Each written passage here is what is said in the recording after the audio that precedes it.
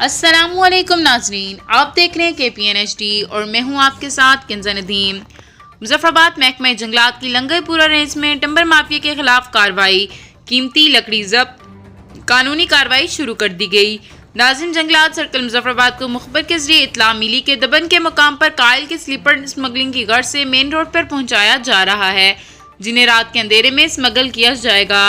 नाजिम जंगलात इम्तियाज अहमद अमान ने सरकारी गाड़ी पर छापा मारा, अमले को रवाना किया, जिन्होंने मौके पर पहुंचकर लकड़ी को अपनी तहवील में लेते हुए प्राइवेट जीप के जरिए UT डिवीजन मुंतकिल किया। स्मगलरों के खिलाफ कानूनी कार्रवाई का आगाज कर दिया गया है, जबकि जंगलात अमला को स्मगलरों और जंगलात दुश्मन अनासर के खिलाफ घेरा मजीद तंग करने का सिलसिले में हदायत भी जारी कर दी। मजीद न्यूज़ अपडेट के लिए देखते रहिए KPN HD।